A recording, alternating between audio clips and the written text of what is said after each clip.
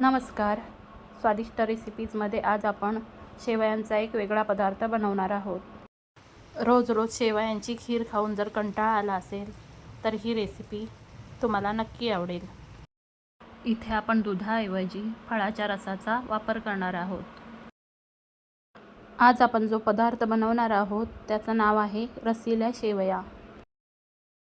चला तर मग यासाठी लागणारं साहित्य आणि कृती आता आपण बघूया.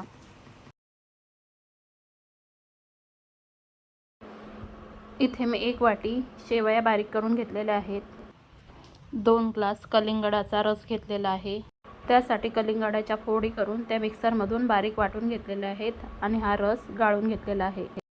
शेवयांसाठी लागणारं इतर साहित्य आता आपण बघूया. इथे मी 7 ते 8 काजूंचे असे छोटे छोटे तुकडे करून घेतलेले आहेत. अर्धा चमचा चारोळ्या घेतलेल्या आहेत.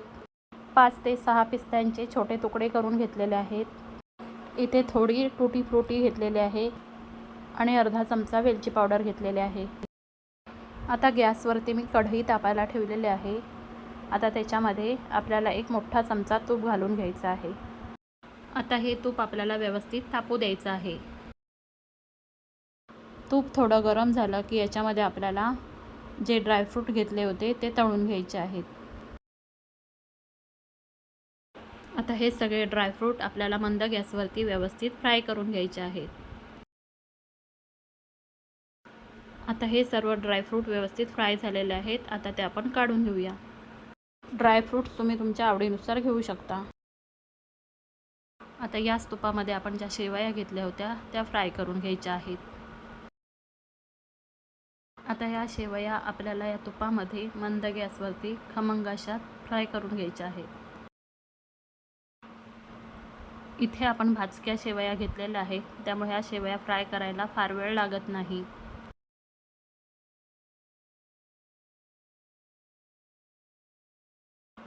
आता शेवया व्यवस्थित फ्राय झालेल्या आहेत. आता याच्यामध्ये आपण जो कलिंगडाचा रस घातला होता तो घालायचा आहे.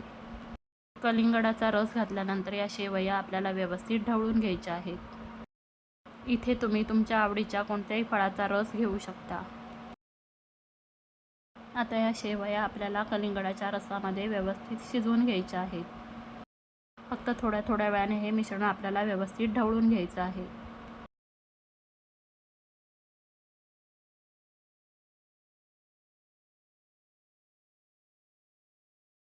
या शेवया शिजायला फार वेळ लागत नाही. अतिशय झटपट असा हा पदार्थ तयार होतो.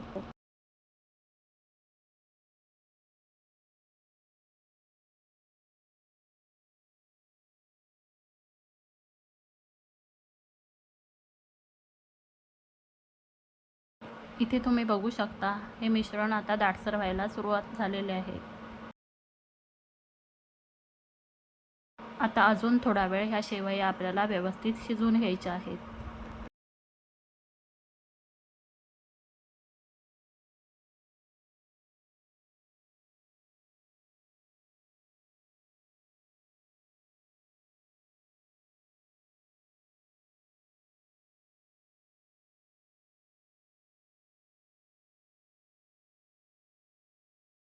आता या शेवयांमध्ये आपल्याला चवीनुसार साखर घालायची आहे. कलिंगड गोड असतं त्यामुळे अंदाज घेऊनच आपल्याला साखर घालायची आहे.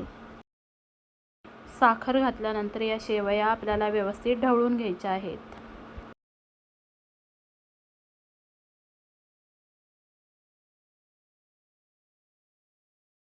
आता या शेवयांमध्ये तळून घेतलेला सुकामेवा घालायचा आहे. त्याचबरोबर वेलची पावडर घालून या शेवया आपल्याला व्यवस्थित ढवळून घ्यायच्या आहेत.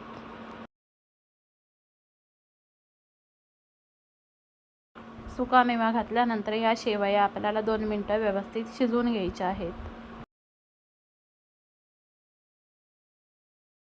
आता या शेवयांमध्ये जी टूटी फ्रुटी घेतली होती ती घालायची आहे. रंगीबेरंगी टूटी फ्रुटीमुळे ह्या शेवया खूप छान दिसतात आणि या टूटी फ्रुटीमुळे या शेवयांची चवसुद्धा खूप छान लागते. टूटी फ्रुटी घातल्यानंतर आपल्याला या शेवया एकदा ढवळून घ्यायच्या आहेत आणि एक उकळी येऊ द्यायची आहे. आता आपल्या रसरशीत अशा रसीला शेवया तयार झालेल्या आहेत. या शेवया तुम्ही अशाच गरमही खाऊ शकता किंवा थंड करूनही खाऊ शकता, परंतु थंड केल्यानंतर याची चव खूप छान लागते. या शेवया पूर्णपणे थंड करून घ्यायच्या आहेत आणि मग थोड्या वेळासाठी फ्रीजमध्ये ठेवून द्यायच्या. या शेवया चवीला खूपच छान लागतात. इथे तुम्ही बघू शकता कोणताही कृत्रिम रंग न वापरता या शेवयांना किती सुंदर रंग आलेला आहे. आता या शेवयांवरती आपण सजावटीसाठी अजून थोड्या टुटी फ्रुटी घालणार आहोत.